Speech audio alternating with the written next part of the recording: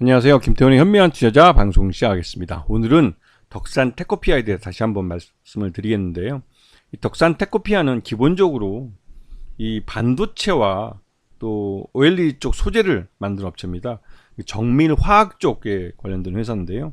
나름대로 이쪽 분야에서는 기술력을 인정받고 있고 또 나름대로 이제 양산할 수 있는 능력도 갖고 있는 회사이기도 합니다. 하지만 지금 현재 주력 회사인 이 주력 사업인 반도체와 OLED 쪽이 그 엔드 유저인 이 고객사들의 좀 경기 부진이랄까요? 그런 것 때문에 전반적으로 좀 적자를 기록하고 있는 상황이죠. 이렇게 적자를 기록할 수밖에 없는 건 덕산 테코피아의 자회사인 미국 자회사인 덕산 일렉트리아나 또 다른 자회사든 전고체 배터리 쪽 소재를 개발하는 업체나 이런 오늘의 먹거리가 아니라 내일의 먹거리에 대한 대규모 투자가 지금 이루어지고 있기 때문에 그렇습니다.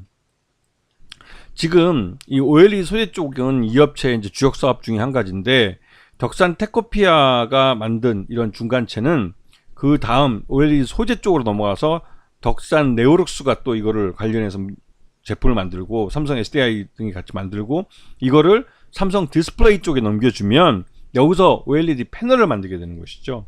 그 만들어진 OLED 패널은 삼성전자나 LG전자에 넘어가서 거기서 TV나 뭐 스마트폰이나 이런 각종 이런 전자제품의 디스플레이로 사용이 되는 것이죠.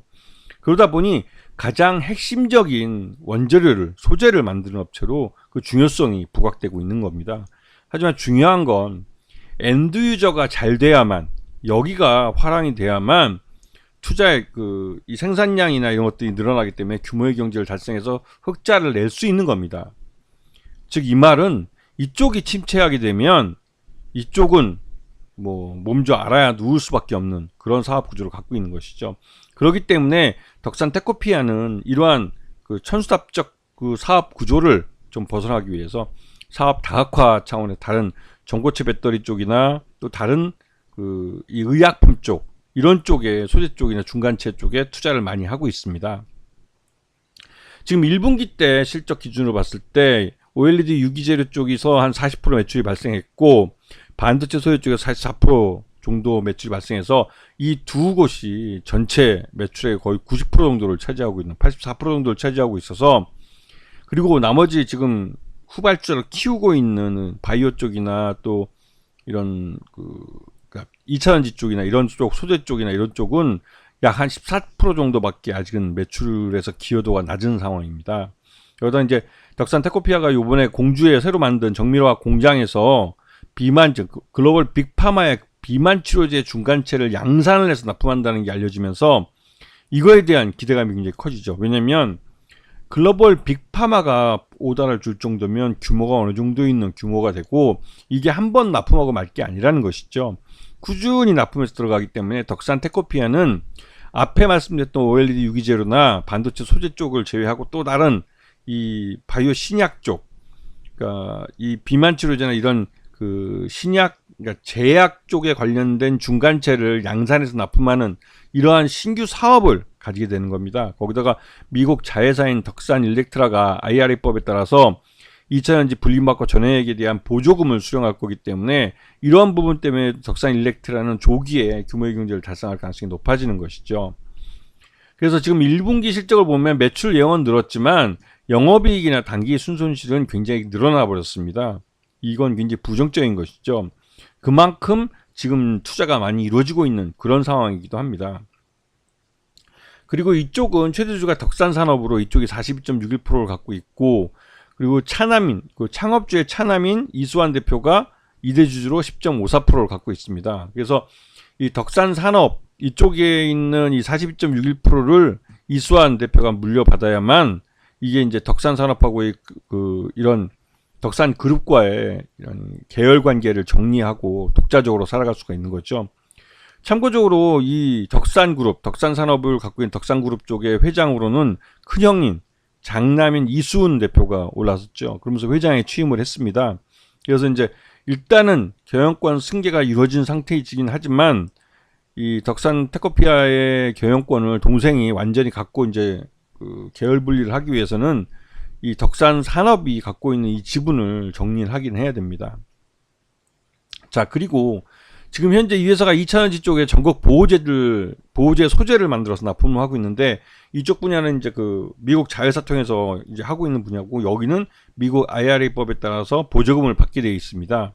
이런 부분 쪽이 좀 부각이 되고 있고, 또 한 가지는 전고체 배터리. 이 전고체 배터리 쪽에 들어가는 이런 그 세계 최초로 무분리막 전극 일체형 전고체 배터리 소재를 개발하고 있습니다. 이게 이제 덕산 테코피아의 자회사인 세븐킹 에너지 쪽에서 하고 있는 사업인데요.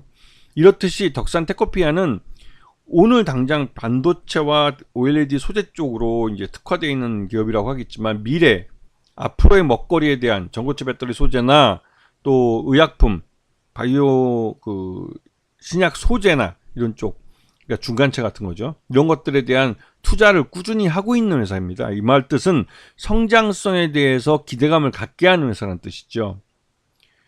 근데 요번에 이 회사가 전하체 때문에도 이제 이 상환전환 우선주나 이런 것 때문에 파생상품 손실이 발생했습니다. 근데 이 손실이 발생한 것은 뭐 현금의 외부 유출이나 이런 것도 없이 이벤트적으로 한 번 발생한 거기 때문에, 요번에 이 손실이 요번 회기에 반영이 되고 나면 다음에는 이러한 손실이 다시 발생하지 않는 그런 이벤트성 손실이라는 것을 기억하고 계셔야 됩니다. 예전에도 한번 말씀드렸지만, 이 부분을 강조해서 말씀드리는 것은 이게 이벤트로 이미 시장에 알려진 다음에는 더 이상 악재가 아니라는 의미이기 때문에 그렇습니다. 자, 그리고 요번에 시장에서 덕산 테코피아의 주가가 다시 한번 2차 상승을 하고 있는 이유는, 이 충남 공주에 있는 신공자에서 비만 치료제, 이 비만 치료제가 그 글로벌 다국적 제약사라는 곳인데 아직까지 영업상 비밀로 공개를 안 하고 있는데, 이쪽에다가 비만 치료제 중간체를 양산을 해서 납품을 한다는 게 알려졌습니다. 그런데 이게 글로벌 다국적 제약사라는 건 한 번 이벤트로 주문을 주고 말 게 아니라 꾸준히 이런 양산이 계속 이루어지고 안정적으로 공장을 돌릴 수 있다는 의미이기도 하죠. 이 비만 치료제 말고도 고지혈증 치료제나 당뇨병 치료제에 대한 중간체도 여기서 이제 양산을 해서 이 제약사에 납품하는 것으로 알려져 있습니다. 지금 그렇게 해서 덕산 테코피아는 지난 연말부터 해서 주가가 계속 우상향하면서 급하게 오르고 있는 상황입니다. 이게 지금 당장 반도체 소재나 OLED 소재 쪽은 나름대로 좀 고전을 면치 못하고 있지만, 내일의 먹거리에 대해서는 이 덕산 테코피아가 나름대로 경쟁력 있게 투자를 하고 있고, 그 투자한 부분에서 이 뭐 가시적인 성과를 낼 수 있을 거다라는 기대감이 큰 것이죠. 특히 전고체 배터리 같은 경우는 이미 상당히 그 상용화에 가까이 가 있는 상태고, 조만간 그 상용화 일정에 대해서 나올 가능성이 큽니다. 이게 아직까지는 이제 추정치로 이제 얘기가 나오고 있는데, 이게 뭐 삼성 SDI도 LG 엔솔보다는 먼저 전고체 배터리를 양산할 거라고 얘기를 하고 있고, 물론 LG 엔솔이 더 많은 돈을 투자하고 그래서 먼저 앞서가고 있는 건 사실이지만, 삼성 SDI는 이미 수원에다가 이 전고체 배터리의 그 파일럿 양산, 그 파일럿 생산할 수 있는 그 라인을 깔아둔 상태입니다. 그래서 거기서 이제 먼저 테스트를 해보기 때문에 이 전고체 배터리의 양산이 그렇게 먼 미래의 일이 아니라는 것이죠. 그런 면에서 덕산 테코피아는 나름대로 이 시장을 선점할 수 있는 기술력과 또 능력을 갖고 있는 업체로 평가되고 있는 겁니다. 그래서 미래에 대해서 투자를 잘하고 있고 알짜배기는 회사에다가 이 아버지에서 아들들로 경영권 승계가 이루어진 것이 나름대로 주가 할인 요인에 대한 부분을 다 제거한 상태이기 때문에 주가가 우상향할 가능성이 높다는 거였죠.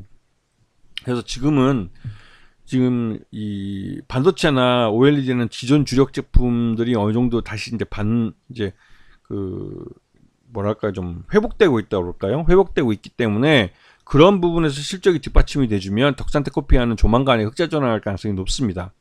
그리고 나머지 제약이나 이런 그쪽에서도 이제 신규 사업 쪽에서도 실적이 동반이 되기 때문에 그런 면에서 덕산 테코피아에 대한 주가 재평가가 지금 시장에서 이루어지고 있는 걸로 볼 수가 있는 것이죠. 아시겠죠? 자, 오늘 방송 여기서 마치겠습니다. 감사합니다.